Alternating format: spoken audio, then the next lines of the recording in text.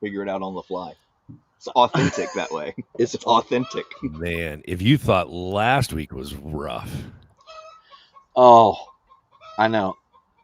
Look, see, Lori's already asked if we had a technical issue. Yeah. Oh, yeah? Boy, Hey. we had a technical issue. Man, I'll tell you, today is going to be so fun. We can talk about anything. We have so many things to talk about. We're going to talk about papal encyclicals. We're going to talk about American style racism. We're going to talk about European Reformation history. This is going to be an amazing morning. Well, look. Hello, everyone. I was going to surprise Bo with my friend Chaz joining us, who's a Moravian clergy with a PhD in radical theology in Zinzendorf. And then I discovered that my headphones have all been procured by Offspring, and it was impossible for us both to hear Bo at the same time. Which now normally wouldn't be a problem. We're going no headphones. So, like, all right. I already know that making this audio functional for a podcast will be more significant than necessary. Yeah. But here we go. And look at that. We got people rolling into the chat from all over the place, and people who have been smoking what I'm guessing is a cigar, waiting for us to launch this. I know. So, Bo, you're gonna say things. All right, I'll get us started. Bo has an agenda, Chaz. Oh wait, you should introduce yourself first. Oh yeah. Hi, Chaz. Oh, okay. I'm Chaz. Tripp invited me out for this. I'm a Moravian pastor in Winston-Salem, North Carolina. Recently finished a dissertation on radical theology, contemporary theology, and Zinzendorf and the Moravians, talking a lot about the wounds of Christ. And yeah, just excited to chat more about whatever. So thanks for having me. Well, it is nice. And I actually expect the lion's share of our time will go to issues related to Moravian history and thought. But Tripp, I have a weird place for us to start today. Okay. All right. You ready? I hope so. So, I'm not that political, but I keep an eye on things, and I know. Last week you were talking about your secret meeting. Remember? Well, maybe that was the secret part, I guess. I don't know. So I know a lot of people right now are focused, like the spotlight is on the Epstein files and like, will the mega base finally turn and all that stuff. That's not what I want to talk about. I want to talk about something equally as concerning to me, but because it's theological, it doesn't get a lot of attention, and I have been waiting to run this by you. All right. So I'm very concerned about something happening behind the scenes, or you might say under the surface, which is this. For my entire life, Jewishness, Jewish identity, Jewish people belonging, and Israel have always been, whether you call it laminated or tethered or coupled. And here's the concerning thing that I am hearing behind the scenes that has me a little, I'm living in a little dread of what's coming. So here's the thing that's happening. With this election that just happened in New York City with Mondani, there's a conversation happening in the conservative blogosphere, cast pod world, which is that many Jewish people, and some of them who are not identified as religious, are very concerned about what's happening in Palestine. And thus, there is a separation happening now in some circles between Jewish people, Jewish identity, and Israeli identity and foreign policy.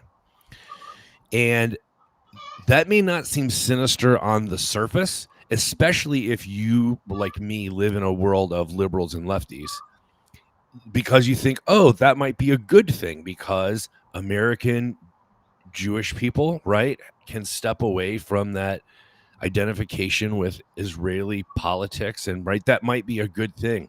But Trip, I want to say, so I'm predicting something.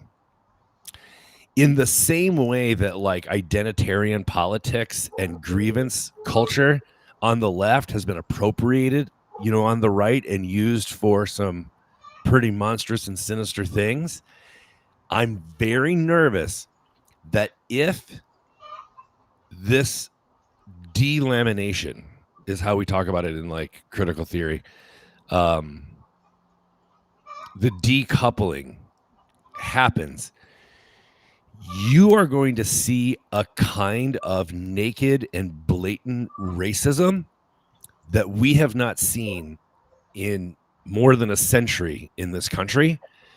And here, so follow my logic. Listen, so here's my proposal. This is why I'm so concerned.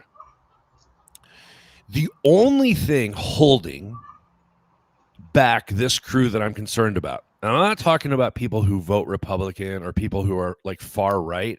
I'm talking about the people who are behind the scenes influencing them. Okay. So, like Nick Fuentes, think like that. Okay. The only thing that's been holding them back from the kind of racism that they want to employ has been that it is universally agreed upon you can't be anti-Semitic, right? You can't. That's just the one. It is the thing you cannot ever, ever, ever do. And so if your racist perspective or assertions ever bump up against anti-Semitism, it's the one place that people can push back to say this far and no further. You can't go further than this. But if this thing is broken down and you can then separate Jewish people, Jewishness, from Israeliness, there will be nothing to hold back the kind of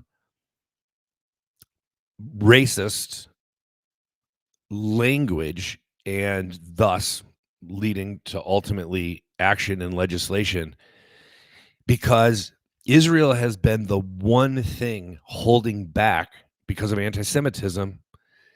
But if it gets decoupled, I'm just really nervous that we're going to see a type of, because right now the only thing, like, because the misogyny is there, the vitriol, all the language, but this has been the one thing that has held back like white Christian nationalists and others in that camp from expressing the kind of discrimination, racism, the vitriol that they want to, is that it was just a no-go. And I'm afraid that that boundary is being broken down, and that in the next year we're going to see a kind of naked and unguarded hatred, discrimination, prejudice that we have not seen in our lifetime. Yeah. Okay, so let me see if this makes sense, because oddly enough, I was thinking about this morning, but it was like it's not really related to Chaz's dissertation I read last night, so I figured it might not come up. But see, that's when the Holy Ghost taps Bo, and it's like, no, we should talk about really controversial topics where if Tripp gets animated, he could get himself in trouble. But it seems to me that part of this is what happens when identity politics takes place outside of a liberal consensus. Like, liberalism has an inherent universal humanism as one of its shared frameworks. And so let's say within a liberal project, someone like Mandami goes, when they ask him, what's the first country you're going to visit? And everyone else is like, I'm going to Israel. And he's like, well, if I want to meet Jewish people, I can just meet them in the city I'm going to be mayor in, right? And they're like, so you don't support the state of Israel, which they think is a "Are you anti-Semitic?" question. Mm-hmm. And he's like, I support it being a liberal democracy. And underneath that, right, is that it's an ethno state. Like you don't have the same rights Mm-hmm. in Mm-hmm. Israel as a nation state that you would in the United States. But he's made the same criticism because of the president's undying support of theocratic Muslim regimes, and he's Muslim. So so the criticism is these states don't have like protection of human rights, religious liberty, freedom of speech, and we should have all of those along with the freedom of press, those kinds of things.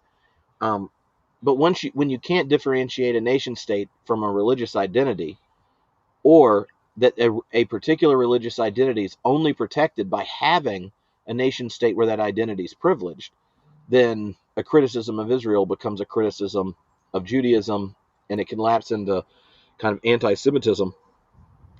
But I think the issue is what happens when identity politics gets uh, like detached from the larger liberal project. So, an example of it, the same dynamic you can see in America is um, all of the 90s on politically correct movements, right, against either gender, race, sexuality, all those kinds of kind of increasing participation. Underneath it was the problem these isms create are boundaries and barriers for people fully participating in the larger liberal democratic project, voting, working, labor, representation, all those things. And that the liberal vision of a multi-ethnic, multi-religious community having voices and working things out through a deliberation process and representation is a net good. And if we want to do it better, you'll actually have as many voices represented as possible in their representatives or in the media or in the narratives you read at school or in the history you do, right? Like there, it is identity politics, but on behalf of liberalism. When Mm-hmm. a chunk of our culture experienced that, especially some of its more hyperbolic expressions, as not a dream of a more complete liberal democracy, but an attack on Christian white people, then the very same kind of identity question gets nested in an illiberalism where what is it that they want? They want an illiberal nation state democracy with a majoritarian rule of the true Americans, or what was it, JD Vance? American heritage. And he doesn't mean people have been here the longest. He means people that stole it, who've been here like he means white people. Yeah. You're a heritage American. And so, like, to me, when the identitarian energy shifts from being nested in a larger humanist universalism, then it gets to this desire for an ethno state. And so, what do the Fuentes, Groper, Tucker version of the right? They want our nation state to be as wedded to its heritage as Israel is to its, but we don't want to have to. Why are we going to go support that one when we can't even take care of our own, right? Like, so the the same idea without the framing of a liberal humanism becomes extremely perverse. And when your identity is under threat by the presence of the other, rather than the other enhances um, the vibrancy of your shared commitment, right? The same presence of another person either becomes an asset or an alienating presence.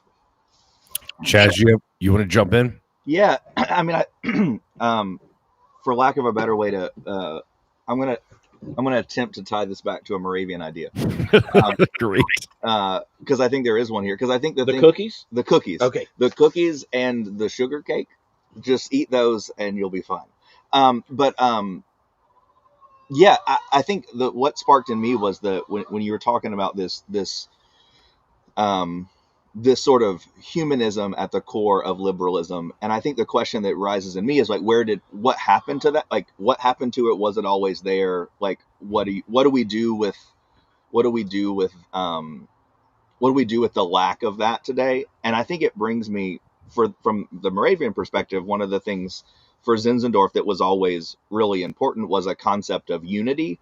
And I think unity can sometimes feel kind of Pollyanna these days, sort of like, just like ignore and get along. And I think that's not what I think Zinzendorf was talking about, because for him, the it comes down to identity, and it comes down to identity as who we are as humans, and then how we relate to each other. So for him, putting it in the context of like, we need, his framework was heart religion, so like religion of the heart. And in the broadest sense of that, I like to sort of, the language I like to use for that is like, it's this sort of existential alignment of like all of who we are, that gives a, not a safety and security that everything's going to be okay, that like that we're on some like grand arc and that everything's going to be fine.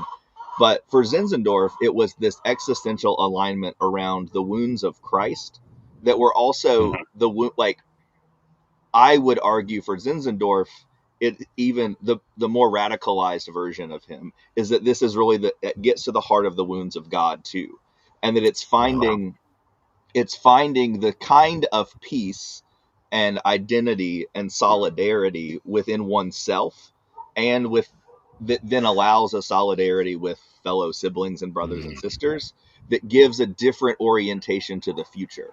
And I think that, because for Zinzendorf, coming out of this pietist movement around a lot of very sort of, a kind of pietism, he is reacting to a kind of pietism that sort of like self-denial, like, it is a, but doesn't lead into that. For Zinzendorf, it is a, we need to find joy and hope and prosperity, like in this in our heart alignment with the Savior. It would be his language.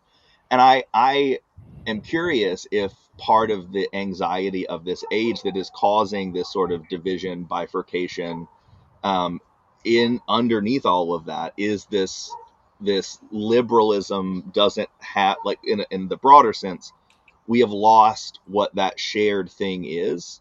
And part of that, I think, is because we've lost our own internal anchoring, for lack of a better word, even though that anchoring is not in something, for Zinzendorf, it's always anchoring in something like the wounds of Christ, anchoring in a void, or in a, that actually does lead to joy, hope, and prosperity, but it goes through a different path, maybe is one way to say it. So that's my way to bring it back to Moravian. I like that. That's a really, like, a nice injection of constructive theology in the midst of a whirlwind. I just want to go on the record, and we don't have to talk about this for much longer, but I just want to say that, I try to keep my ear to the ground with my evangelical friends and family and try and track what's going on. The thing that really makes me nervous about what's quaking below the surface right now is, their unwavering support of Trump. If there are children involved in these Epstein files, right, and that can call into question the loyalty to Trump. He's already offended military families, right? With the ballroom, I know there's a lot of things that are really distracting, but I'm telling you, the only thing that evangelicals are as unwavering in their support for Trump, as far as current politics go, is Israel. Unquestioned loyalty to Israel, right? There is Zionism in many cases.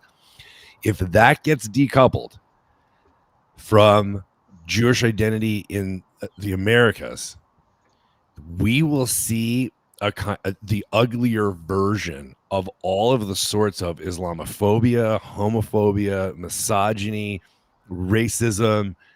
I mean, the gloves will come off. We will see an unraveling that we have not seen up to this point. If people think things are bad now, it might get a lot worse in the next year. Yeah. Did we talk about this last week? But I had a conversation with someone who, in the same sentence, thought New York is now being run by a socialist Muslim who's going to bring in Sharia law. The cigar guy. Yeah. And I'm like, you have to pick one. Like, you are a conservative Christian.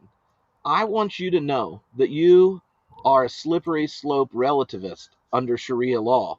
I've seen the pictures of you and your family, and the ladies in your family are clearly not in full submission to a rather totalitarian, perverted expression of the Muslim faith in the dress code.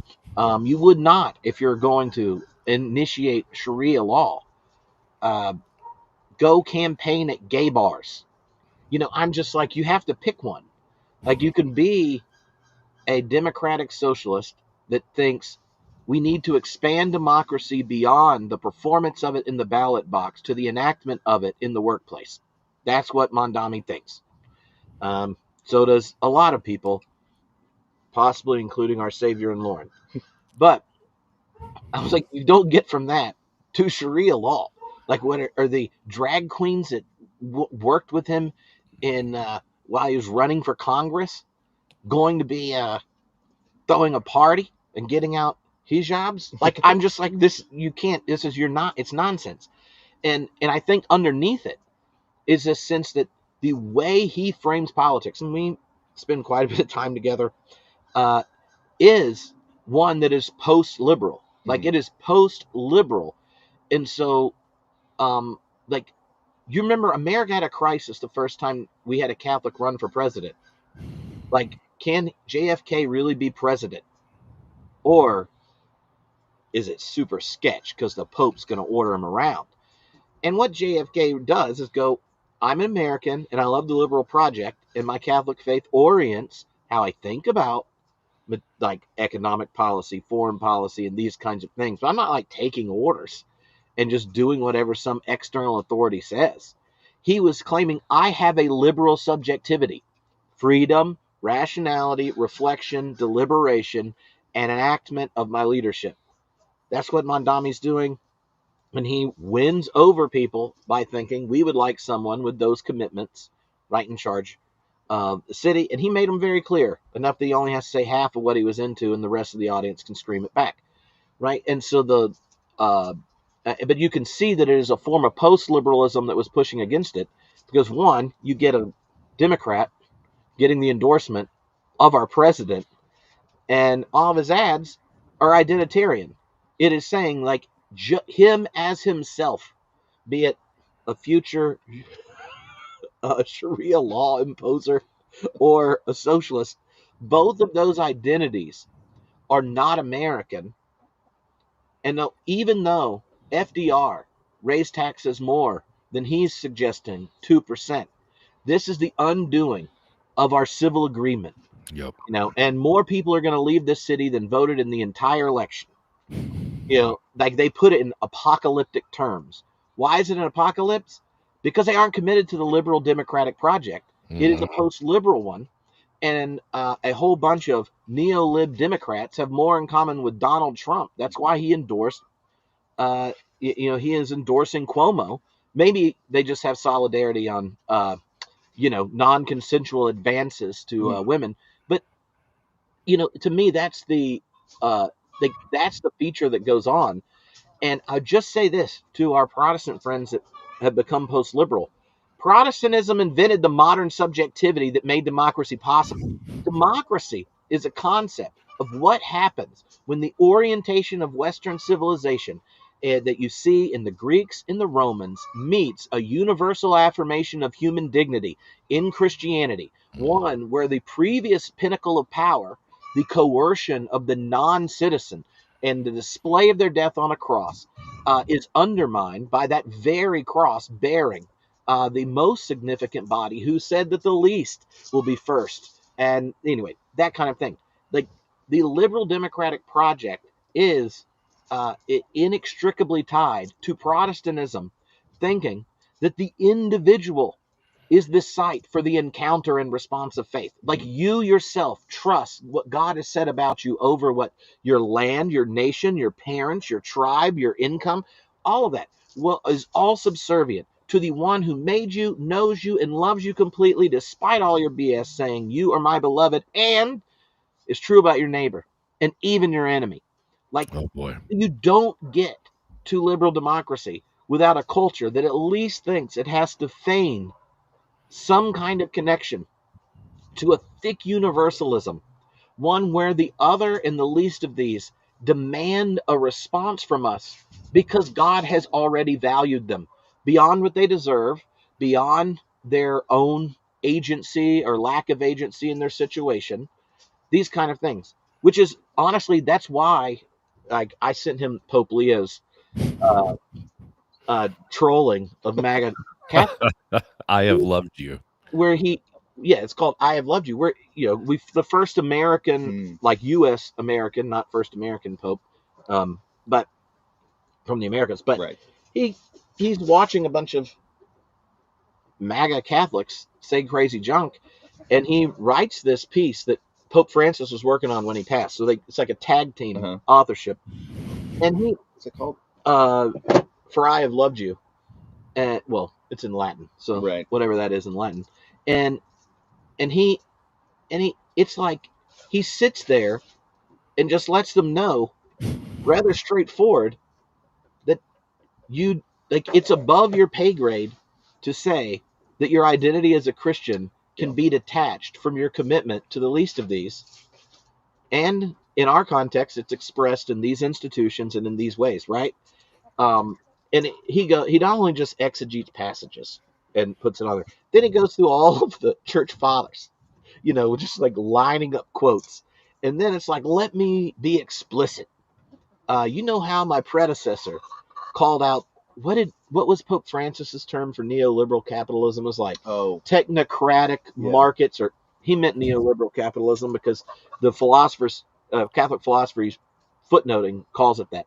It's just like this way of framing that our problems are solved by efficient engineering, treating human subjects as pieces to be maneuvered rationally. That is perverse. But anyway, so like, but underneath so many of I sent Bo a long text thread of Pope Leo zingers yesterday. That's a lot of zingers. Yeah. Okay. Wow. I'm just going to read some of these. And this is what I meant. I think Pope Leo gets what the problem is. Yeah.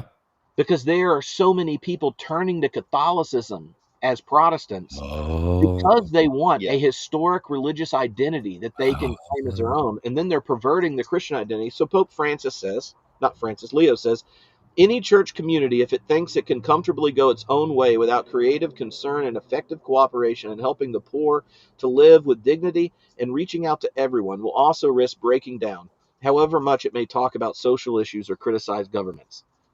This is like, J.D. Vance, you got to go back to catechism. The poor are not there by chance or by blind and cruel fate. There are so many others, men and women, who nonetheless work from dawn to dusk, even though they know that their hard work will only help them to scrape by, but never really improve their lives. Well, you want to know what the response to that is? Not cut, snap. End support for health care for working families. Do you wish to honor the body of Christ? I do. So, yeah. Do not allow it to be despised in its members, that is, in the poor, who have no clothes to cover themselves. Do not honor Christ's body here in church with silk fabrics, while outside you neglect it when it suffers from cold and nakedness. God does not need golden vessels, but golden souls. What? Preach. Yeah, that's what I'm saying. Look, I was really worried. If you just told me you're going to get an American Pope, I would be worried the Pope's going to try to sell a bunch of the Vatican stuff, invest it in the market, and be like, we're going to have AI priests. It's even more efficient. They definitely can't have sex. Give the Vatican to NVIDIA. Yeah. In the poor, Christ continues to speak to us. A poor church for the poor begins by reaching out to the flesh of Christ in front of you. Come on. This is just straightforward Jesus. Anyway. Jesus 101. Well, he is the vicar of Christ, so That helps. Mm. Yeah, I mean, I think this goes back to this. I mean, it goes back to this, to me at least, this question of identity and how we see ourselves, and the process, like The process. yeah, like what that like how we cultivate and sustain our own view of ourselves, and the, you know, it goes, I think it, I mean, I think of, like, you know, Tillich talking about anxieties of the age, Yeah. you know, and that those are, you know, those play themselves out in these ways that sort of bifurcate instead of allow a pathway into, like, the Christ that is in me and the Christ that is in you, and yeah, and it's and the ways it is fascinating, maybe not in a good way, to see the ways that current religion and faith and Christianity, the direction that it's going, particularly with this turn to things that are more authentic or more grounded or more, but they're still not doing the work on the ends. They're not doing the work of like transforming, you know, to use, you know, kind of old language, like transforming hearts, right? Spoken like a true pietist. That's right. Yeah. And what is, like, I don't know what pietism, like, I don't know what pietism looks like in 2025 or whatever year it is.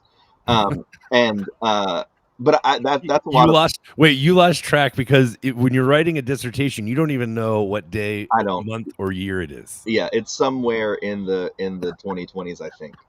I don't think we're done with those yet. A dissertation and COVID at the same time really ruins temporality. Yeah.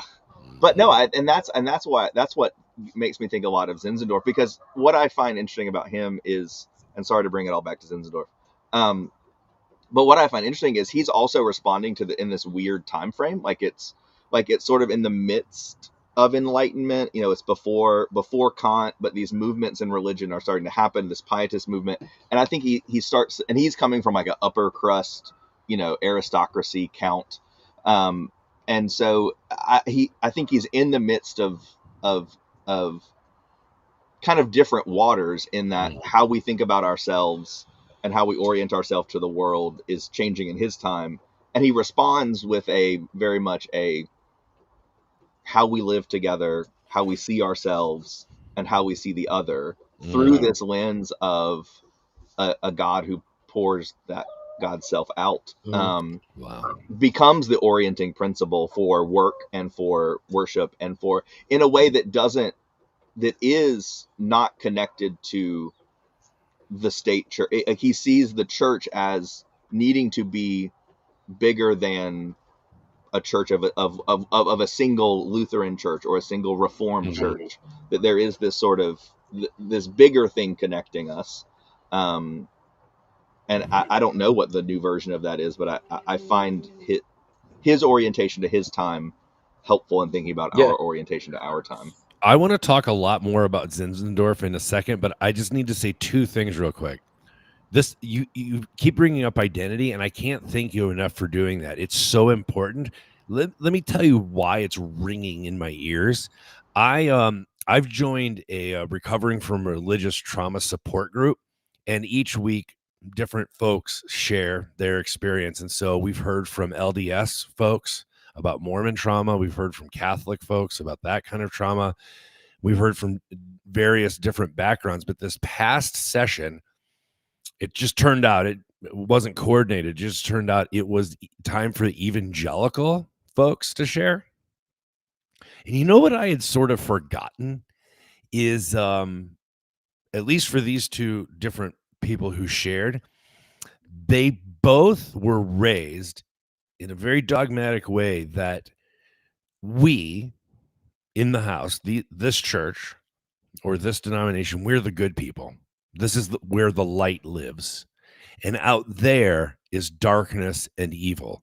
And those people are people of not the light. They're right. They work for the enemy. And people might think that I'm overstating this or painting with a broad brush, but I'm familiar with this. I didn't necessarily grow up in that stringent of a way, but it was present enough in the margins and periphery of my experience. I know it thoroughly.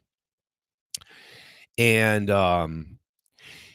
not only is it fascinating to me to hear stories of people who have come out of that, but when you hear it through their narrative, their story, you realize that our current political climate is fueled not just by an us versus them, right versus wrong mentality, but that in here we're fighting for good and out there evil is winning.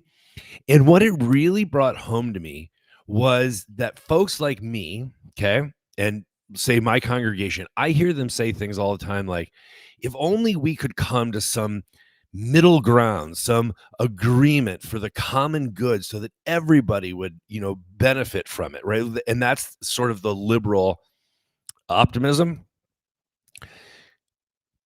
There is that compromise is fictitious. It's fantasy.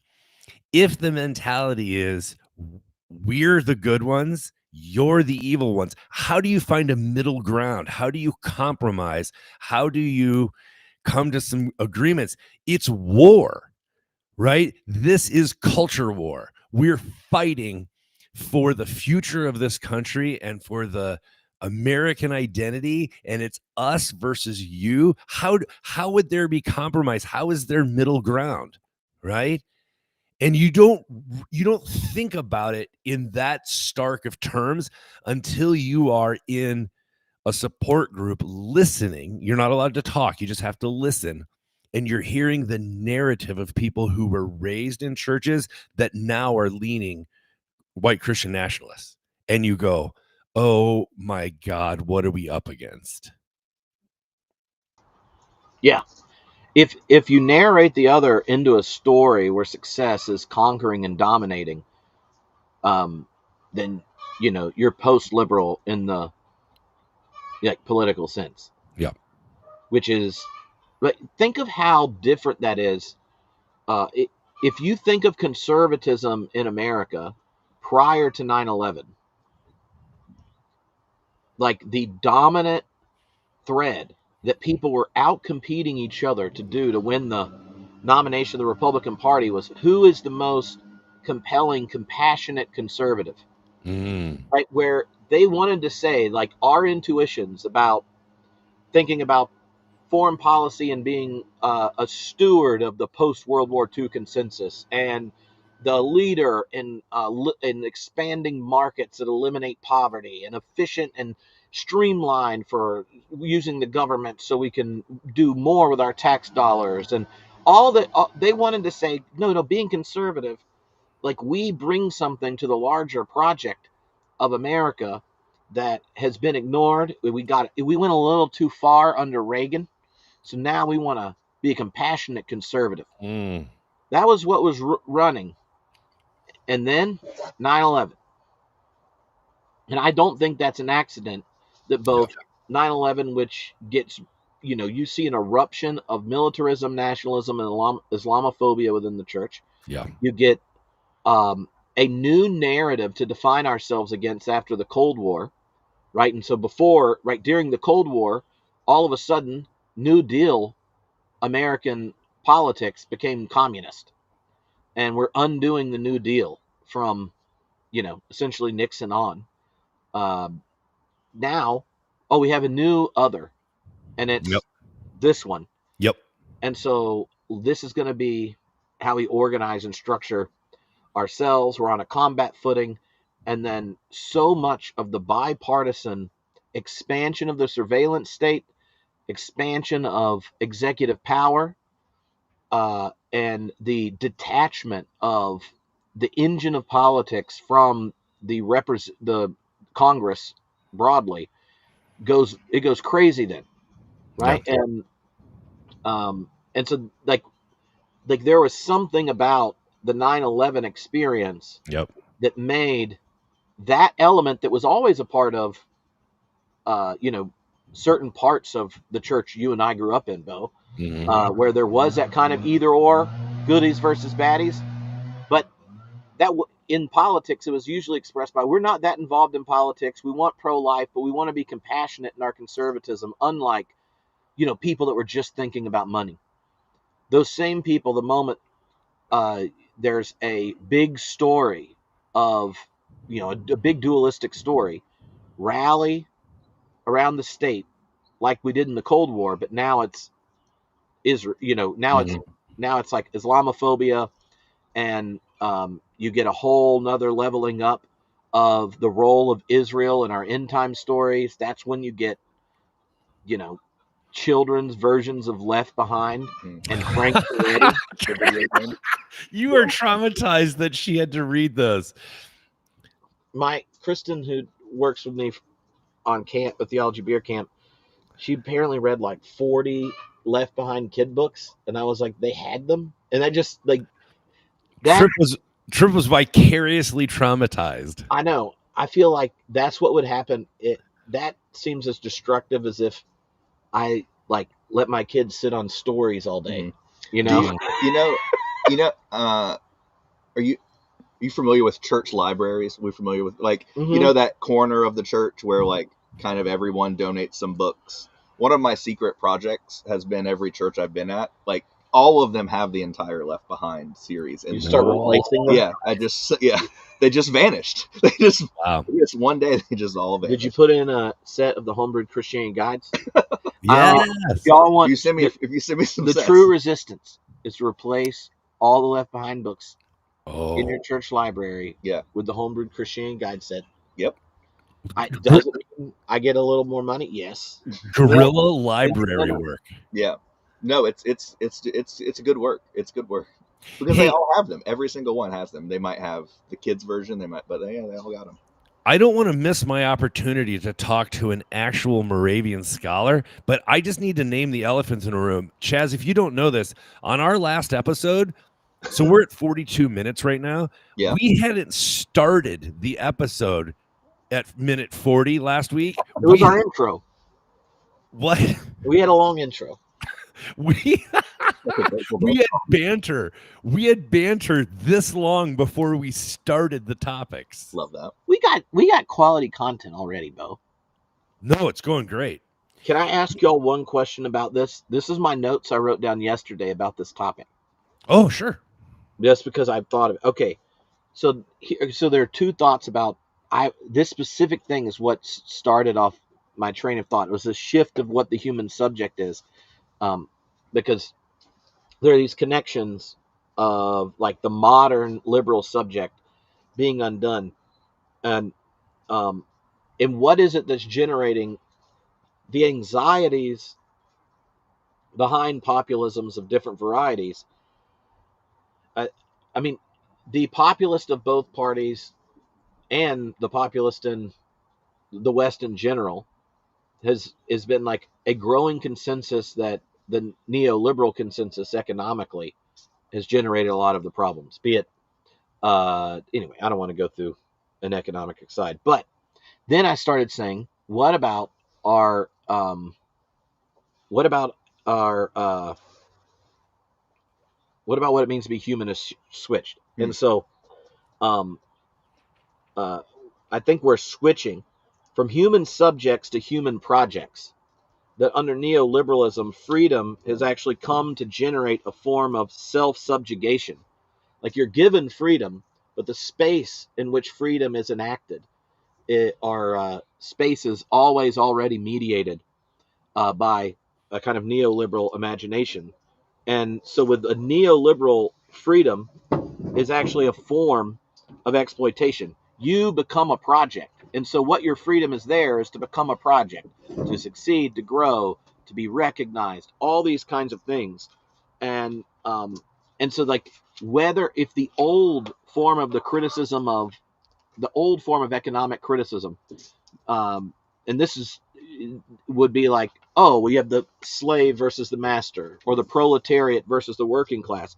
Now everyone experiences their own subjectivity as a project. So the proletariat doesn't actually exist.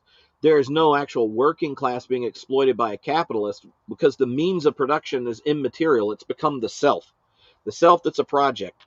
And the system is no longer a class system. It's a classless self-exploitation that's emerged, and the poor and the rich have internalized this notion of the productive self to the point that we blame ourselves for our own situation, and we don't seek collective liberation or collective response, but wrestle with the lonely depression and burnout, the feature of existence on the right and left that generate its populist animus. So neoliberal power, unlike the previous age of our economic system, is positive. It doesn't go, oh, I'm going to control you, I'm going to inhibit you, I'm going to repress you, and now we have to resist it. It says, hey, let's get optimized. Let's become more efficient. Let's motivate. And getting the subject and doing that, it gets the subject to voluntarily obey. It makes people dependent and then loses the need to enforce compliance, and it becomes this kind of friendly, smart power.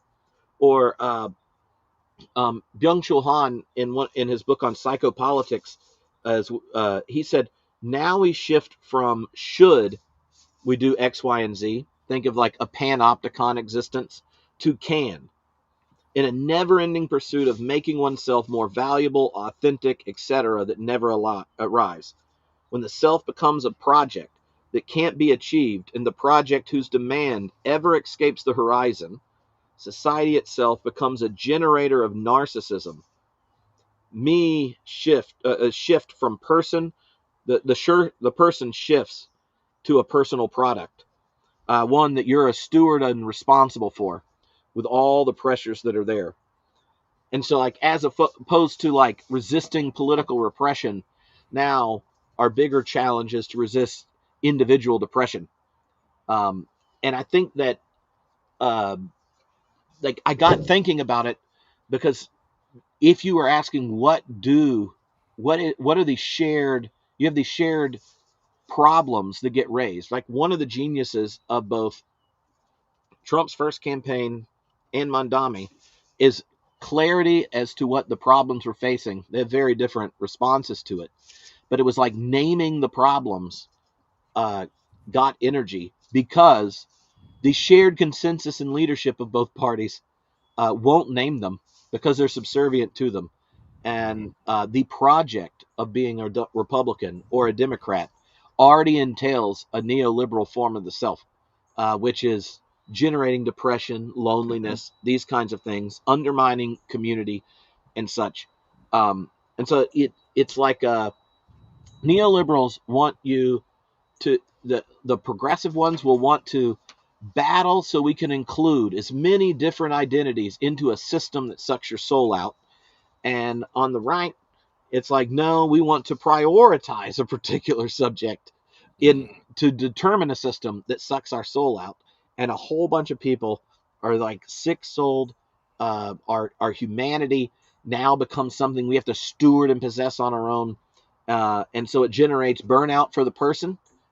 It generates the desire to burn down our institutions across the social sphere.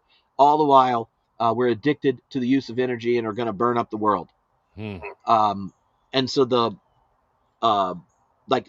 but the shift of what the human is from a subject to a project, I don't know if human projects know how to be human in a democracy. What if part of the post-liberalism, or the desire for top-down power to orient things,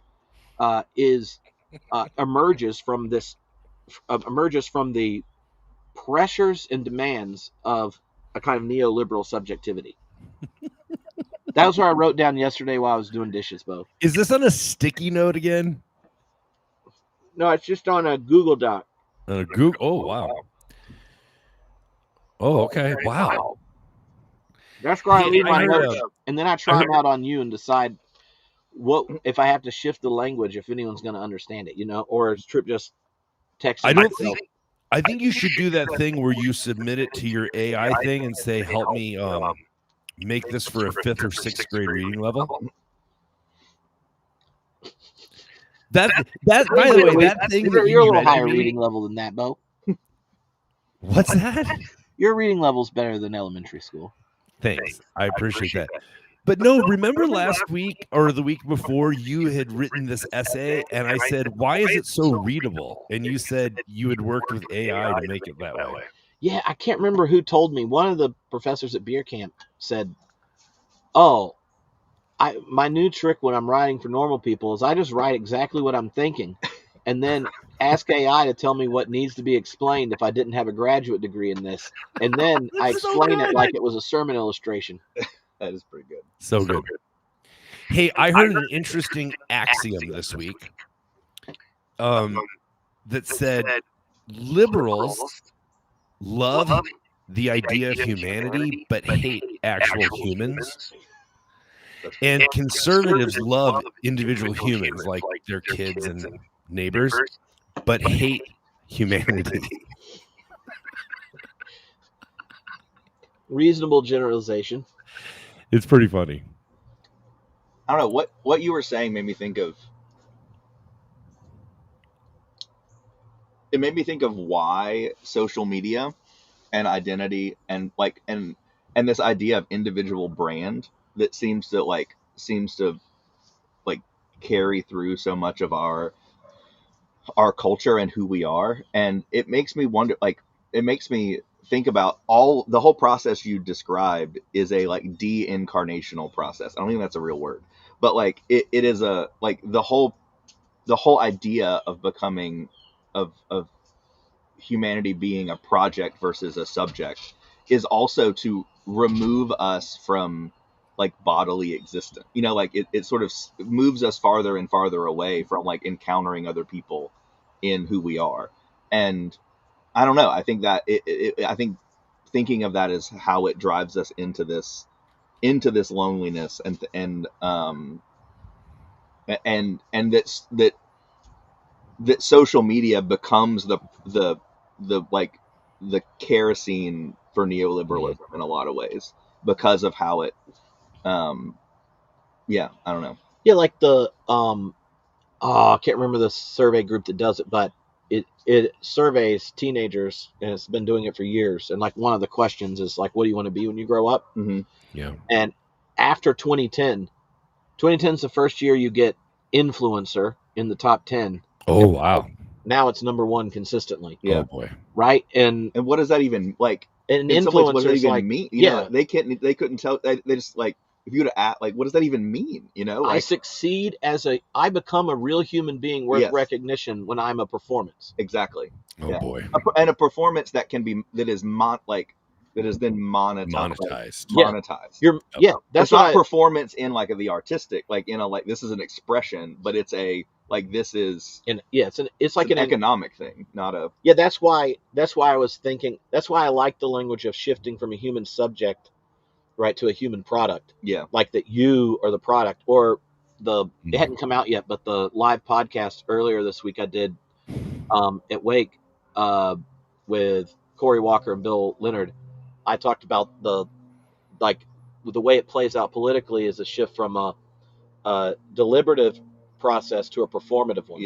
Right, because the performance is about having as many people as possible identify with you and put their energy into that identity to overcome and dominate the other, as opposed to deliberative democracy, which thinks the collective project is more valuable than a particular solution or enactment at a given point, right? And once you get to a place where the number of people who are part of the political system are post-liberal, then it's like using democracy to undermine it, right? Mm-hmm. So the hyperbolic example, I'm not drawing direct parallels, but Germany followed its rules to give Hitler complete power. They used the tools of democracy to undermine the democratic product. Important. And what did it? I mean, there are tons of features that set it up, but just thinking if that's like a crystallized expression, that the rules of the game are not the game. Yeah. Or as Bo said one time that on the podcast, there's a lot of ways to ruin a party, but everyone knows they've ruined it. Like that person ruined it. There's a lot of ways of doing it, and not all of them are pooping in the punch bowl. Like so. But because what's the thing isn't that you're there or these people are there, you have these items or these kinds of things are happening. The party is the gathering, the event of relations, and a liberal democracy on its best day. That's at least what we want to gesture towards. Hey, Trip, I want to make sure I'm not echoing on your side. I put on my earphones so that I'm not echoing, but I did hear it and somebody commented on it. I just want to make sure we fixed it. I don't hear echoing. Good. Hey, can I read some stuff about Moravians historically and then get Chaz's updated radical take on them?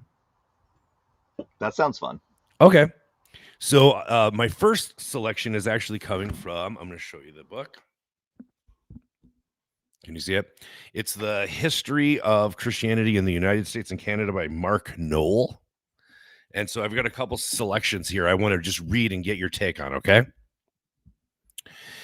The most notable European pietist to visit America was Count Nicholas Ludwig von Zinzendorf in the 1700s. Zinzendorf was remembered as the leader of the Moravians, but he looked upon his ministry as an effort to unite all believers in love to Christ and service to the world, which sounds amazing. During his time in the Americas, he helped found the Moravian community in Bethlehem, Pennsylvania, but also served a Lutheran church as a pastor and promoted interdenominational synods until he was rebuffed by others who wanted to preserve their distinct traditions. The many hymns that Zinzendorf wrote illustrated the importance of music among pietists, with John and Charles Wesley, both of whom had extensive contacts with the Moravians. Zinzendorf employed music as a way of expressing the personal faith that he and like-minded awakeners sought to promote. So that's just the first section. And I already know that there's like 4 touch points in there of things you've said already, but I just wanted to sort of hear your take on that. Yeah, I mean, I think for me, what is the most interesting is that progression and what is leading him along each step of that, like that there is this need for an artistic expression of this inner life that is done in community with itself, or done in community together, and that actually was a really, for Zinzendorf, was something that you could not lose. That was a focal point of communal life. Was for their expression was mostly in hymn writing, but it found itself in other ways too, other kinds of art. But mostly it was singing and hymn writing, and I think part of what is happening there is that universal connection and expression of humanity that happens when we share space, like breathing together and being together and expressing ourselves through like artistic and sometimes intangible means. That actually is not an adjunct to the experience of coming together as subjects, but primary, and something that is really foundational to the rest of everything else that needs to happen. And that for Zinzendorf, it was really about transcend, this connection, this heart religion connection goes beyond the social cultural boundaries. And I think a lot of that for him came from his engagement with early Enlightenment thinkers. So it was coming from a place of both sort of where sort of Western thought was at that time, sort of combined with this Lutheranism, really centered on this radical grace, which is where Zinzendorf, we'd have to devote a whole conversation to this. It could be fun. where Zinzendorf and Wesley break, because they have a big break, and it's over this. It's over mostly the idea of grace, where the two kind of have a bit of a falling out later on, even though there was a lot of affinity in different eras. But I think that those things, that combination of things, of community, of artistic expression, and this this bond amongst humans centered on Christ, and specifically a version. It's a specific version of Christ, a way of seeing Christ that is fundamentally and primarily human from the very beginning. Some of the most interesting liturgies of the Moravians talk about every stage of Christ's life and every moment, and how our connection to divinity is always through our humanity. Even so much so that for Zinzendorf, like in the sort of, in thinking about creation, Christ, the Christ was always the creator, not God the Father. And that was a pretty interesting break for Zinzendorf, like difference for Zinzendorf, that it was like Christ was in every stage. And I think it is because of this sort of what Christ represents in our connection, our bodily human, like incarnational connection to, like, that is how we get to the deeper, more beautiful, bigger thing, is always through our humanity, and then how that finds itself out in community, in our work, in our art, and how do we, and for him, and in this sort of changing times, how do we, for Zinzendorf, it was this grand vision of like, we can build societies that kind of, do all, bring all of that together. So Can I ask a follow up on the there? So I have two things. One is tell me if I am understanding Zinzendorf right. I had a Moravian theologian professor, and he was my co-advisor.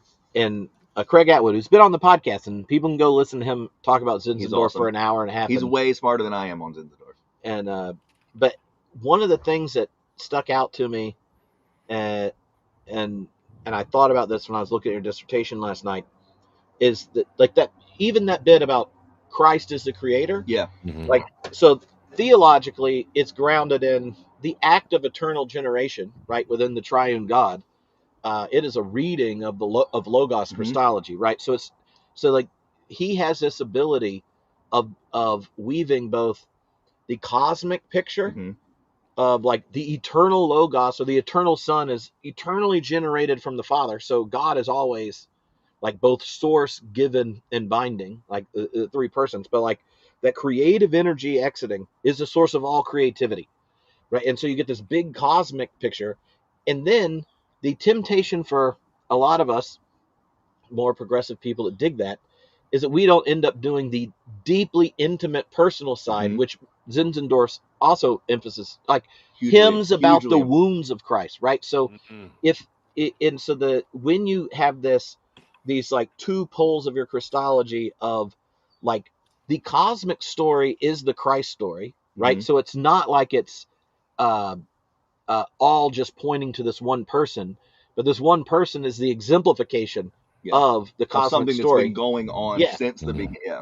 But then you go, what do we get about the grain of the universe, or the orientation of the divine, by tending to the actual narratives of Jesus' life, or the complexity of his relations, or the depth of his wounds?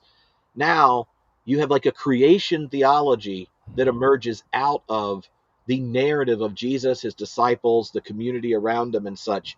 And, like, you can see how in that dynamic, these features of Moravian church life that are, like, unique things if you're Protestants and hang out with them, are so essential. And so I thought, like, the example, since Bo didn't live in Winston-Salem, where it's, like, impossible not to get it secondhand, like, tell the story of the love feast. Yeah.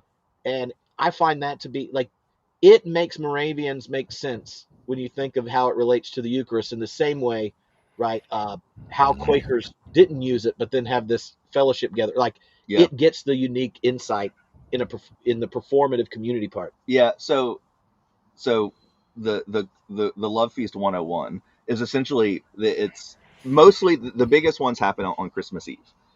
There are other times that they happen, but the biggest ones in Winston are Christmas Eve, and we pack out most of our churches, and it's a pretty simple service of a lot of hymn singing and not a lot of preaching, and the service of a very, very sweet cup of coffee that can, depending on which church you go to, there will be strong debates over who has the best one. And then in Winston-Salem, it's a bun, sort of very kind of like a sweet bun kind of thing. Now, Moravian churches across the world serve a variety of different things at these, but it is representative of the agape meal.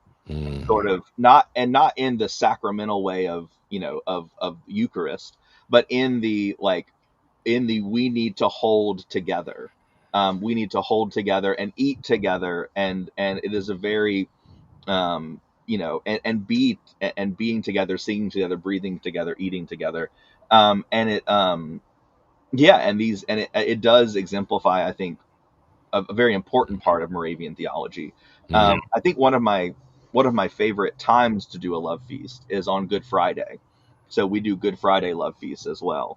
Craig Atwood changed my mind on this being a good practice, because he described it as the funeral wake, the moment where when you're grieving someone you love, you go and you have a meal together. And it's a very different vibe than obviously like Christmas Eve, but it kind of shows the two ends and how no matter where we are in life, this is the central thing that we do together as humans. And that actually it's where we meet. And I loved your point, Trip, that it's that connection between this is where the sort of cosmic creativity manifests itself in individual expression. And I think that's going back to what we were talking about earlier about identity. Like, these are the orienting things I think we need now more than ever, which is how do we orient ourselves in both the big cosmic space, which sometimes feels like this empty void that we just scream in, and in this very alienated everyday existence with loneliness and it mirrors those two things. And what I think for me as a both Moravian and like pastor and practitioner in this is like, what are the rhythms and spiritual practices that help to orient us to that, in a way that might be new, but is trying to do that in the midst of this like very weird time in church life, and like all the cultural aspects of church life, but this very human need to do both of those things. And for Zinzendorf, it came like he was a Lutheran through and through. Like, he had to be like as a count, he like had to be Lutheran, and like that's how you're a citizen, but he was like, I don't really care, like I am Lutheran because I like the theology of Lutheran grace was very impactful, but he wasn't particularly interested in the organizational aspect of Lutheranism. He wanted, and so it was this trying to break cultural ways that culture had actually, and not just any culture, but specifically Christian religious culture, had actually isolated us from the thing that Zinzendorf was talking about. One of my favorite lines that he says is that it's easier to convert someone who is an atheist than to someone who is a Christian to his way of being, like this new way of being. And that really resonates with me today, that it's like, because for him, what he was saying was getting almost like, it's harder to use our language, deconstruct stuff to get to this heart religion connection to Christ, to the bigger thing. So anyway, that's a little rant. Really interesting. Okay, so there's a connection between Zinzendorf and one of my favorite Bo lines from when you're in LA at the Loft. When Bo, we were doing a podcast at his church, and before it, or maybe after it, before or after, anyway, we all went to the tap room and stuff and are hanging out, and then the event is like a live podcast. It's not like a thing. And Chris, as co-pastor, is introducing it before, we take over. And he goes, like Bo said, the hang is the sacrament at the loft. Like the hangout Yeah. is the sacrament at the loft. And this is one of those places that Schleiermacher, who is what was so he was Atwood's line about him being like a like a Moravian he's Moravian adjacent, but like when I was doing an independent study on Schleiermacher, he's like, you can tell deep down he's a Moravian, because for Schleiermacher, fellowship is the primary formation. Yeah. Right. And so Schleiermacher's plays stuff out in Kierkegaard too. He had some Moravian connections in there too. And so the sense that like it is the actual fellowshipping of the people together that's the primary site of formation, because just as Jesus wasn't the Christ alone, we can't be Christians alone. And so like both I remember that Chris using your quote before the podcast. I'm like, oh, the hang is a sacrament. Schleiermacher doing no, the fellowship is the formation. It really gets at, I think, what Zinzendorf's way he related to Lutheranism. It's the experience of the gospel, not the doctrinal expression of it, that's primary. It's so funny to read Zinzendorf because he doesn't write systematically at all. He writes a lot of hymns. There's a lot of his sermons. But there was this period where he basically had to write almost like apologetics for himself and the Moravians, because they were like, people were getting really sketched out. He was trying to get acceptance in London over here to the US. And so he writes this basically kind of like this commentary on the Augsburg Confession that you would think would be this really systematic kind of going through it, but it doesn't really reference any, he just kind of goes off on tangents, but they're all centered around this personal deep connection of both us with the Savior, but how we also then relate to one another through it. So it is this it finds expression in his own creativity too. So very cool stuff. Hey, I want to read you a Zinzendorf hymn translated by John Wesley into English. All right. And then you're singing it. No, you don't want that. So you guys aren't getting the echo at all? No. Are you? Yeah, but I don't know where it's coming from. Oh, okay. That got interesting. Here's the hymn. Jesus, thy blood and righteousness, my beauty are, my glorious dress. Midst flaming worlds, in these arrayed, with joy shall I lift up my head. Lord, I believe thy precious blood, which at thy mercy seat of God forever doth for sinners plead, for me, even for my soul, was shed. So that ties in the woundedness. Yeah. I think that is, if I have the hymn correct in my head, that a verse of that is what we say at every committal at burials. So that's what we conclude all of our burial services is with another verse from that hymn, if I've got my hymns correct. And I think the thing that stands out to me about this is that there is this soul alignment that is around sort of blood and wounds, is the language that Zinzendorf uses a lot.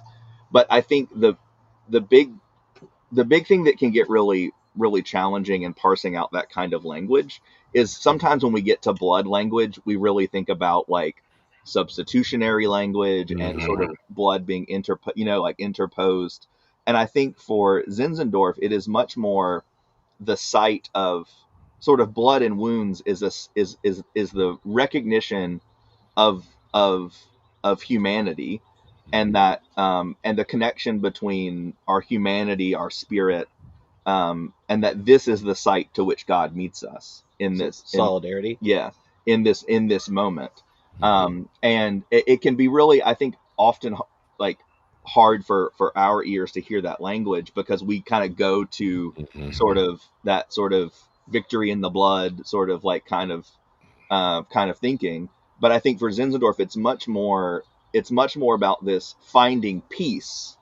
Because one of the most interesting parts of Moravian art is they will do these depictions of Jesus's wounds, and they'll be like people living, like doing normal domestic tasks in these images of like Jesus's side wound, and it sort of is this sort of solidarity aspect, and finding peace and comfort in that, and not peace and comfort that my eternal security is, is set and good forever, but solidarity in the moment, that we find it here and now. And I think that's what stands out to me the most about what makes that sort of wounds aspect really interesting. Hey, I have two things I want to make sure we cover in the time that we have.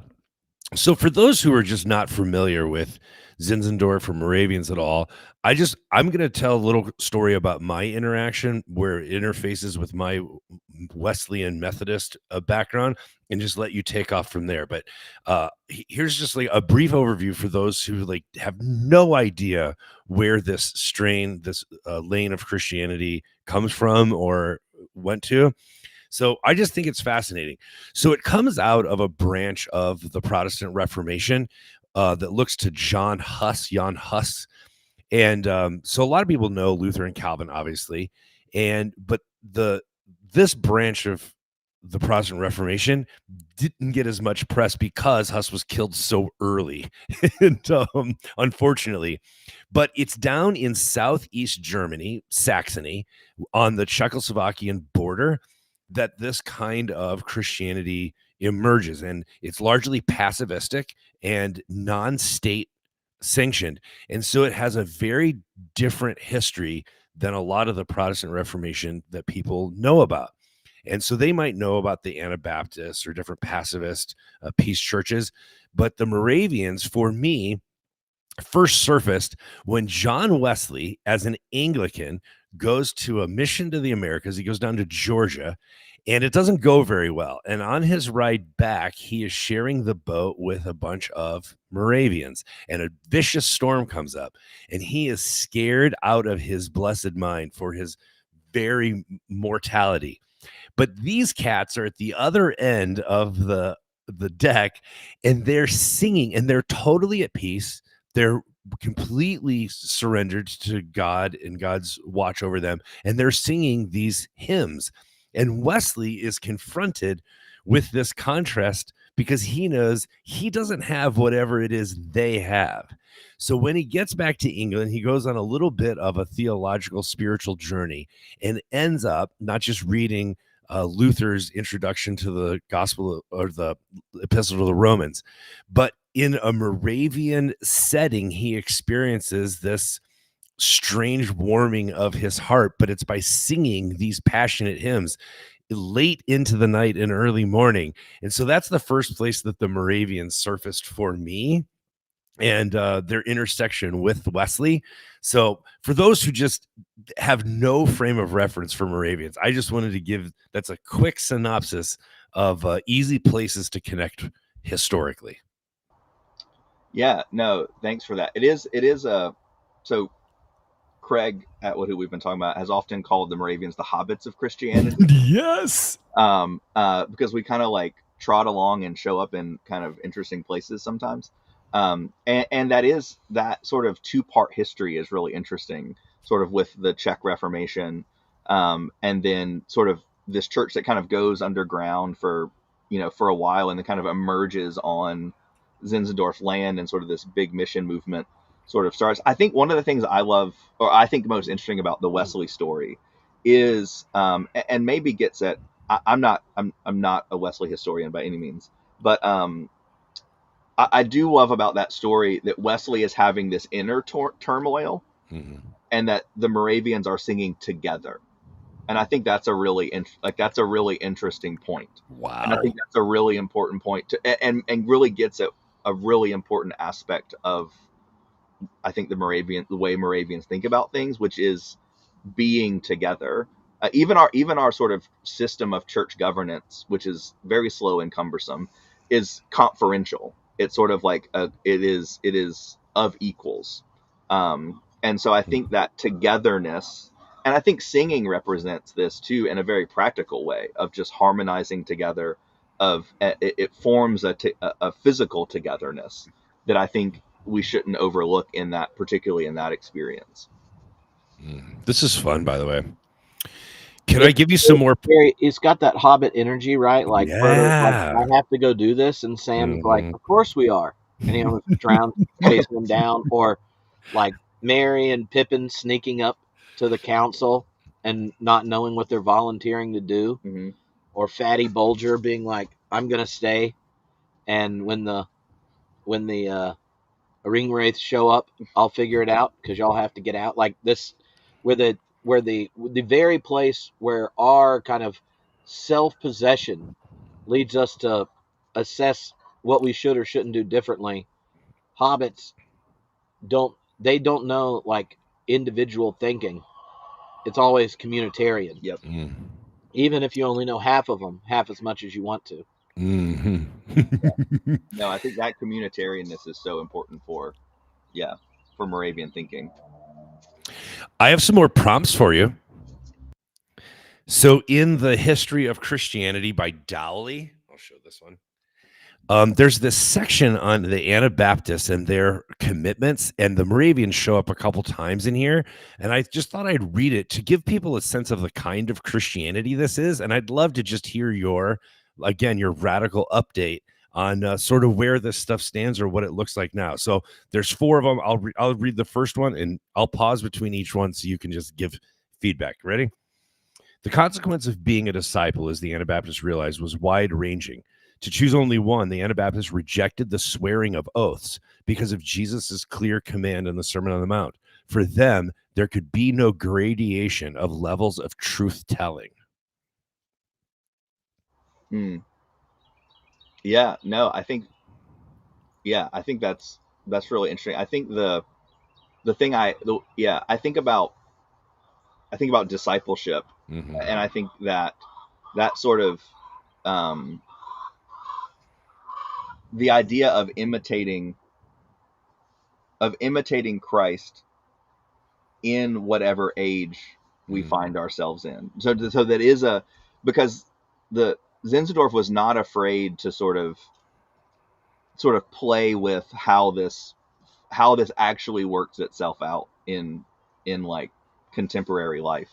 And there was an adaptability that was anchored in this deep discipleship for him, and the Moravians. I don't want to paint it like it was just Zinzendorf either, because this was a real collaborative communal thing. Yeah.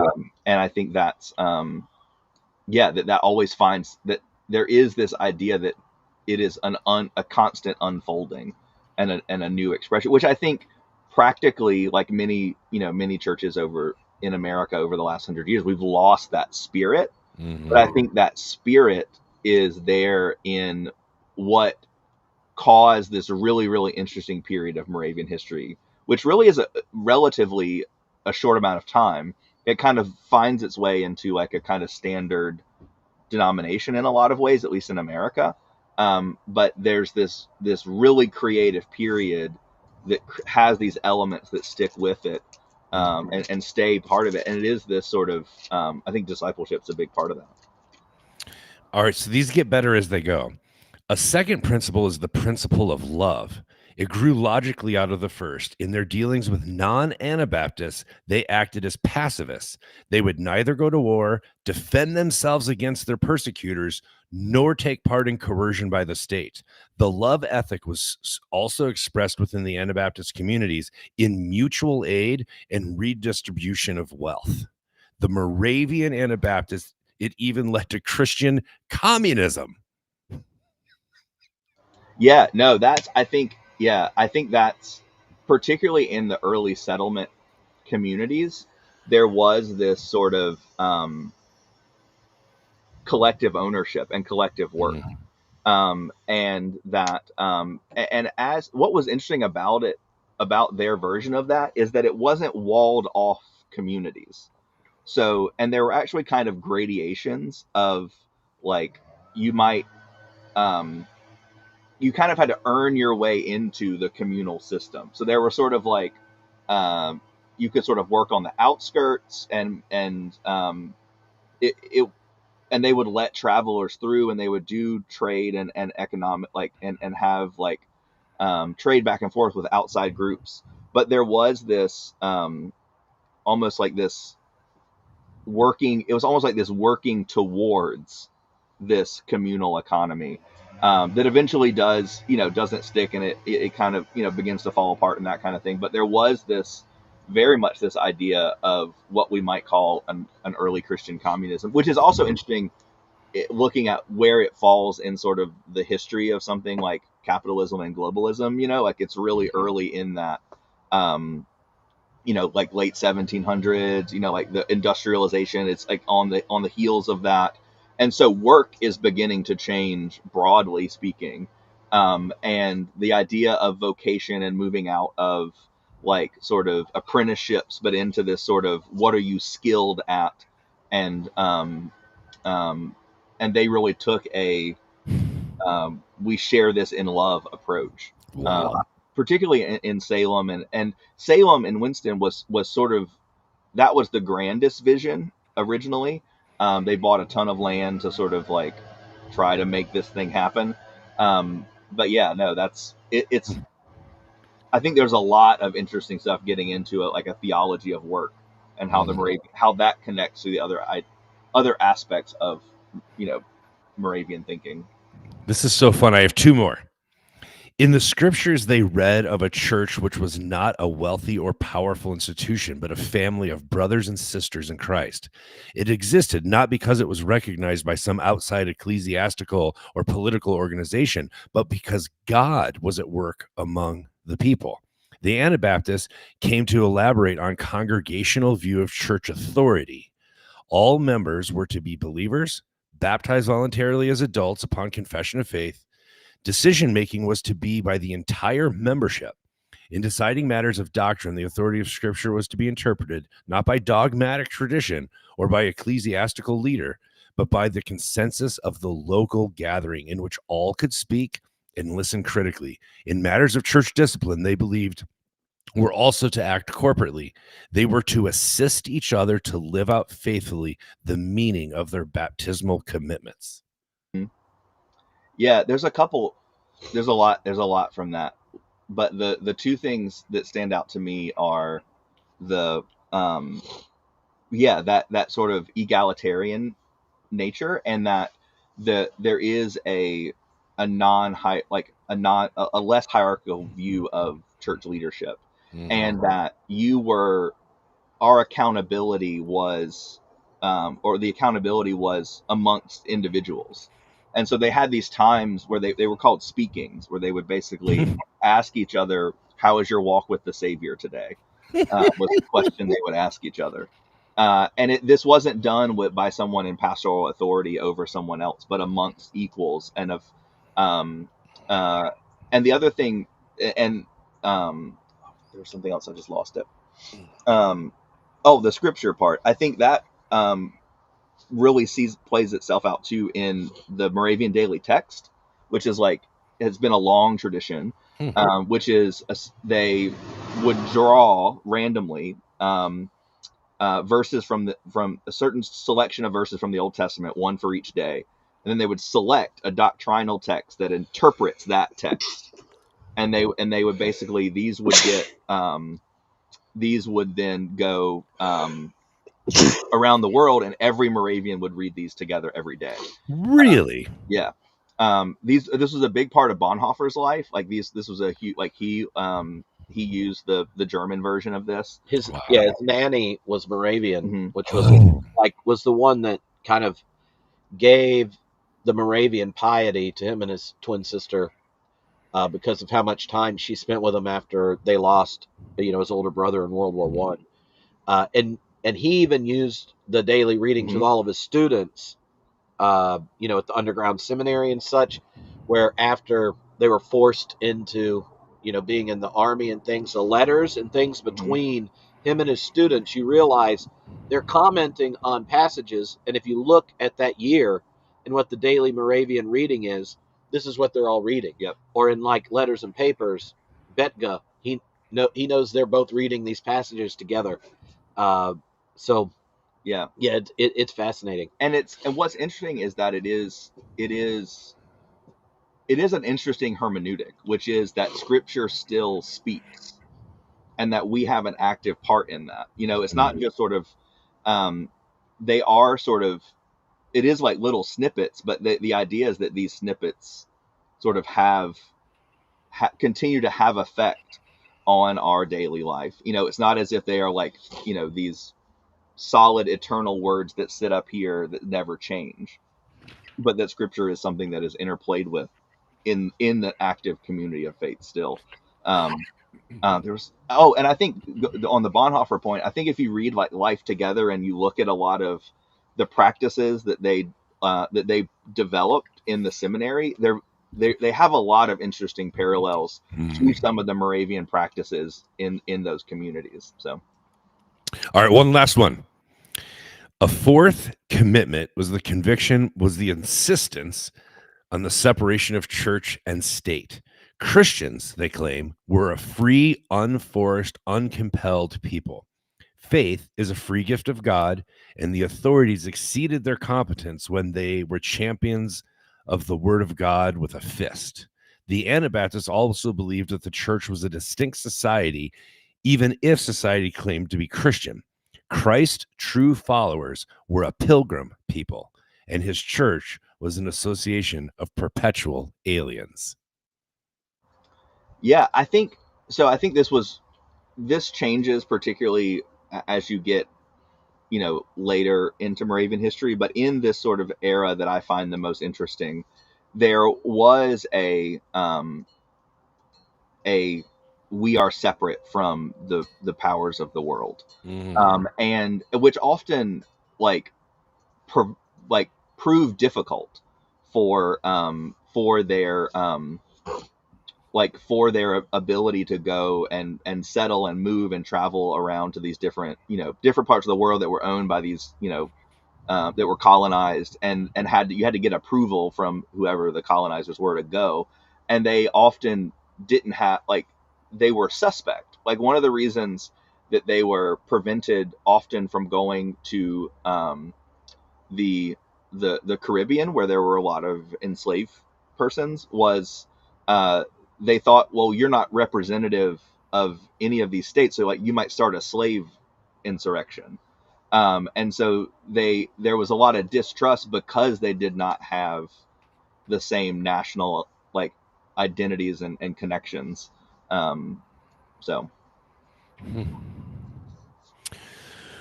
Well, I just think it's so fascinating to have we might call it a minority report from a very small, theological and ecclesial congregational denomination or group, and just to hear the differences between that and the legacy of state-sanctioned Christianity, and it's just so different, and the spirituality embedded in it is just like a witness. I mean, I'm starting to sound like Hauerwas. It's like a witness back to the church of what can be and what could be. And it's just, I find it fascinating.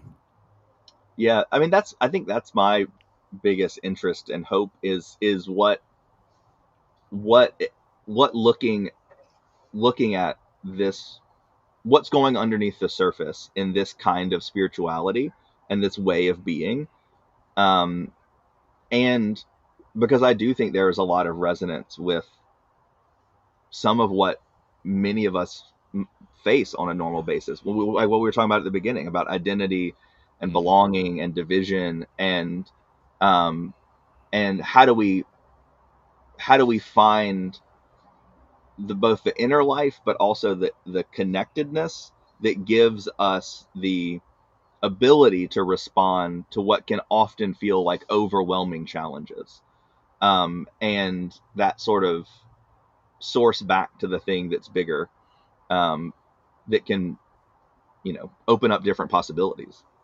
Mm-hmm.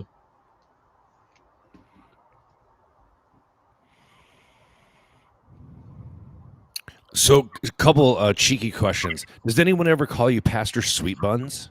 No, well, not in Not public, yet. not in public at least. Um, no, I haven't gotten that one yet. So. Would you be? Is it like a simple church? Like you don't have robes and stoles and stained glass and pipe organs and. So they kind of vary. Like my church, like my particular church, we're more liturgical and robe and that kind of thing. Oh, But this is the other thing about Moravians as they have evolved is they are rather adaptable to where they find themselves.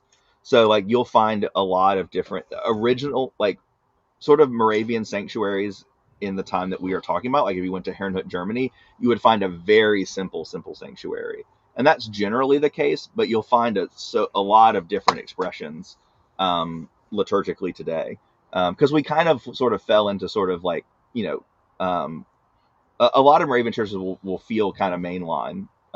really? Yeah, just because I think this really interesting stuff that we are talking about really doesn't start coming out until like this in the last 40 or 50 years of Moravian scholarship. So like Craig Atwood is a big person who has like kind of brought more of this wounds theology to the surface, because part of in our history there was Moravian, like once Zinzendorf died, there was kind of an intentional moving away from his more radical side, because it was becoming harder and harder to get sort of public acceptance. So the church kind of moved away from that, like pretty quick after his death. So really, a lot of this is a recovery of a very particular time in Moravian history. Trip, be honest with me. Is it boring when I read these prompts? Is it not a good format? I'm enjoying it. Okay, good. Can I do one more? I hope so. Okay, here we go. I'm glad you can still read, Bo. By the way, Chaz, I've noticed you made it through a dissertation without glasses. I did. That's amazing. Yeah. Do you attribute that to your faith in Christ? I do. And I've always had really good vision for now, knock on wood. So both of those things, I guess. Man, between the dissertation work, it's all the Moravian cookies. They're great for eyesight.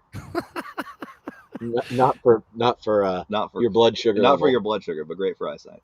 All right, I'm going to go back to Noel. We're going to talk about missions and Zinzendorf. Okay. The most effective mission in what would become the United States was conducted by the Moravians, who had been established in their modern form by the assistance of Count Zinzendorf. Mm-hmm. Soon they became pioneers of Protestant missionary efforts throughout the world. In the British colonies, evangelization among Native Americans was spearheaded by David Zeisberger, Mm-hmm. who pursued his work in extraordinary, difficult circumstances for over 60 years. Perhaps because the Moravians themselves were people on the margin of colonial America without wealth or influence of their own, they seemed much readier to adapt to Native American ways. With the Jesuits of New France, they were the most effective witnesses to Christ among Native peoples. Zeisberger began his work in 1748 among the Iroquois of Pennsylvania's Wyoming Valley, but the disruptions of the French Indian War ended that work, and he shifted his attention to the Delawares. Soon his message bore fruit, and he organized the converted groups into peaceful, productive villages, but warfare again intervened.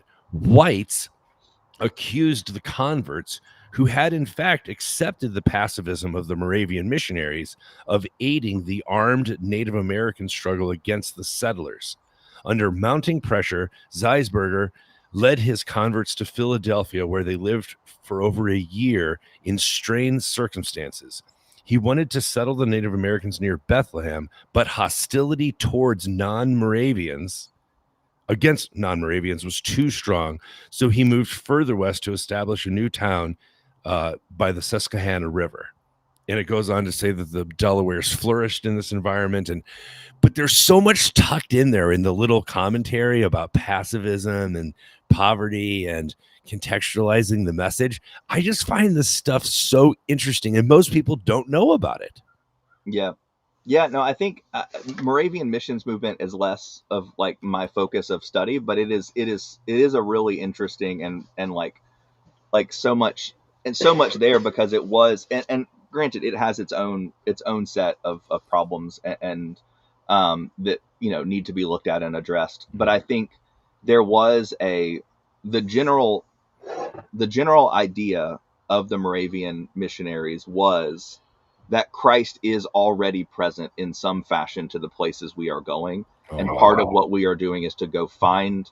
Now, granted, that was we're gonna tell you the thing that you already are doing is Christ. So like there is still a superiority there, but it wasn't we need to remove this evil and replace it with this other thing. It is an acknowledgement that the Savior is already at work in these people, and this is like a bringing it out. Now, granted, like which I said, follows from the kind of cosmological Christ. Yeah, it's already going on, and which I think is very different when you look at mission movements of that time. Yes. And I think relates it. I think even despite its own kind of version of superiority, allows for I can experience this person as a fully formed human in a way that you couldn't otherwise. If you're coming into it from this needs to be, you need to remove something from her life and replace it with something else. One thing about that I'm mostly sure is correct, if I'm remembering Craig talking about it, like when the Moravian communities of Native Americans were then persecuted because they were assumed to be violent supporters or whatever, the Moravians largely went and advocated for them because to say that the Native people can't actually be disciples of Christ is that was a dehumanizing statement about the Native people. You're saying that the Christ couldn't have been there at work in them, that they respond to it and now are embodying it and being faithful. Like the moment you think that their personhood is more attached to their shared ethnic heritage as Native Americans, and therefore any Native American is representing them, you're denying the actual gospel. That there in Christ there is neither Jew nor Greek or European or Native American. Like that's that element in it to me.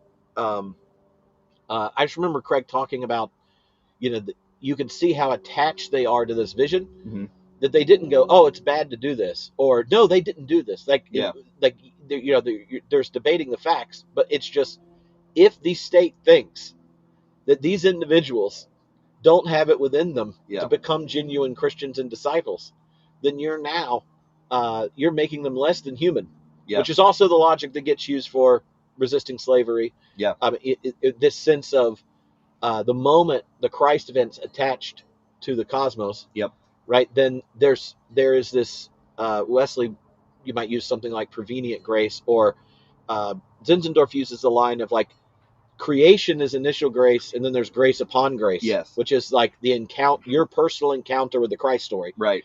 But to think that any person or group is somehow less connected to their response to Christ than their attachment to their earthly givenness is a betrayal of the gospel. And I think that is exactly or getting at why Zinzendorf thought, because for him, one of the main problems, he had a pretty strong critique of, he wouldn't use the word Christendom, but like something like that, like the church as it is being expressed in this way that's not connected to the bigger, more beautiful cosmic Christ gospel, whatever language you want to use. And I think this is part of why he thought that it is easier to get to this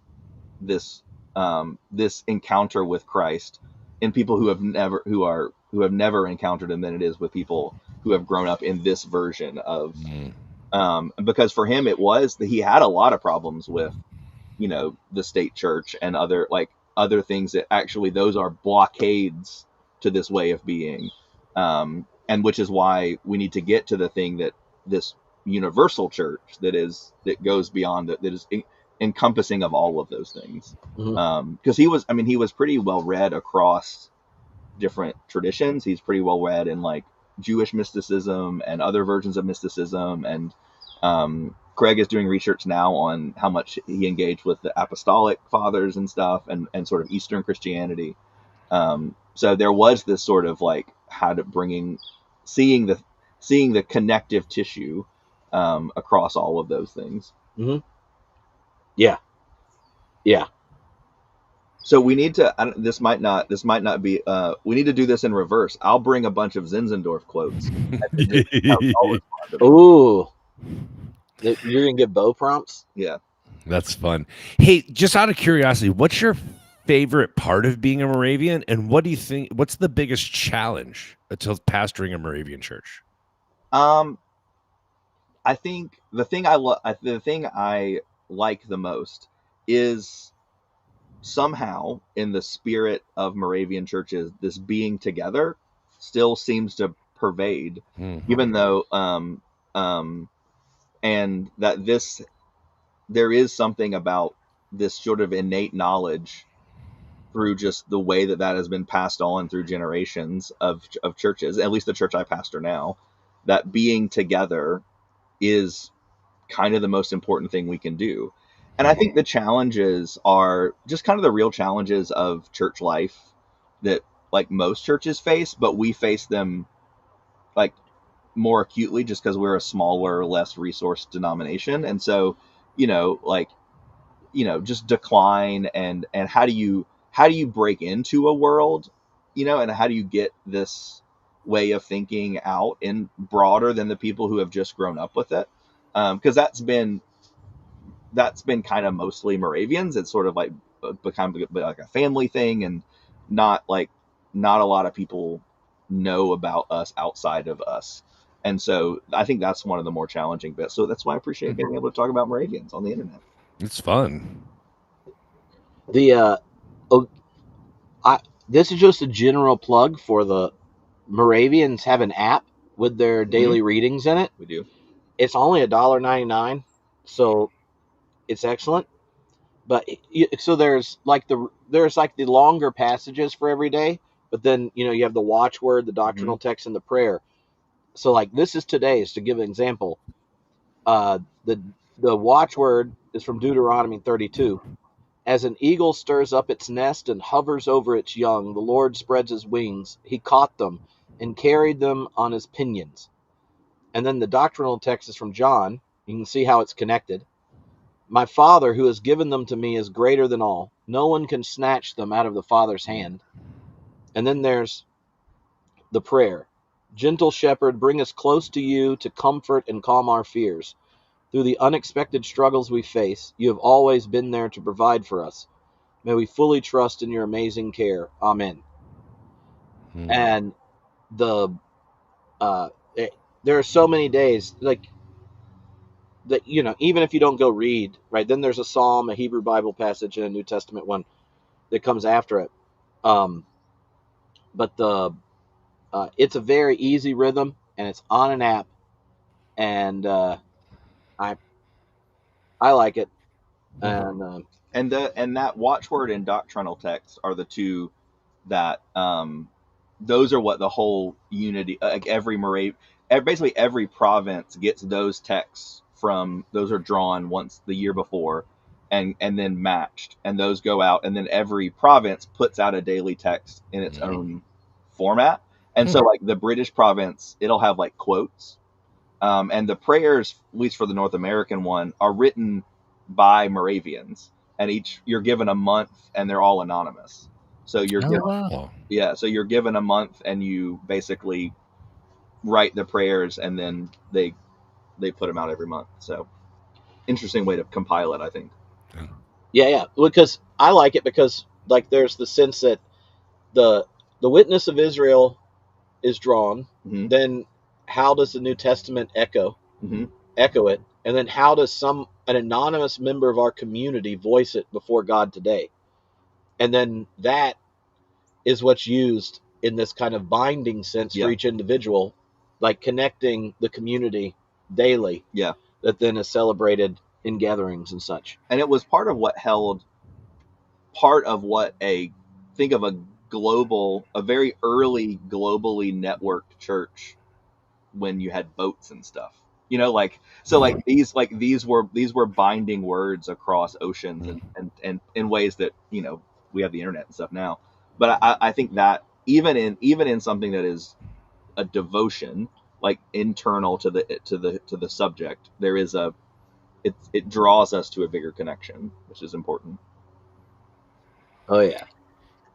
I guess the last thing I wanted to ask about is in several of the passages that I read this morning, but I know also just in other places, is how much of a violence that the Moravians and other Anabaptist groups have had to endure for being outsiders or marginalized communities or protest, peace movements, and just the violent crackdown, whether it was mobs, from the next town over, or actual from government military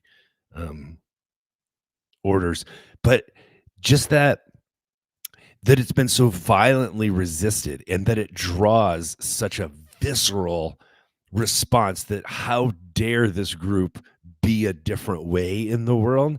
And I just think that kind of minority perspective historically, it's it's fascinating to me that these communities have survived when they've had to endure so much vitriol and violence. I don't know if you have any comment on that.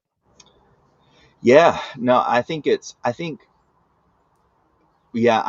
for the Moravians, it's a story of, and this is there's a little bit of, I think, kind of a little bit of tragedy in our own story, which is that we kind of, at different stages, we back off that radicality, and we sort of move into, we move into sort of don't rock the boat.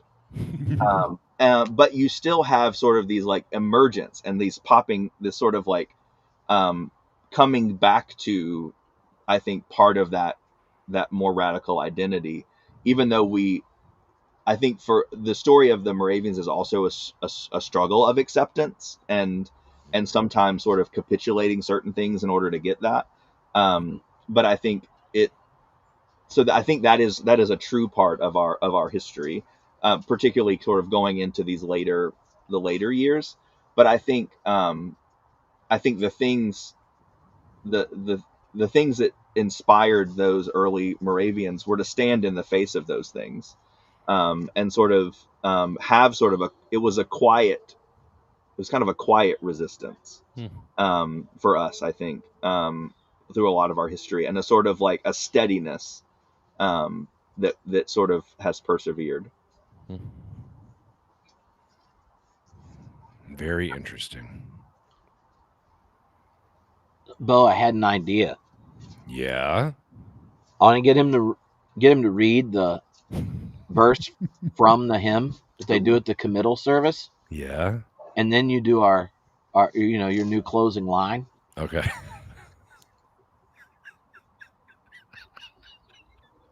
It's very liturgical. It's a very good way to end. Yeah, I don't know which of the verses y'all use for at the committal service. Oh yeah, hold on, let me find it. Okay, here it is. Now. Yeah. The Saviour's blood and righteousness, my beauty is my glorious dress. Thus well arrayed I need not fear, when in his presence I appear. I'll see you in Valhalla, brother.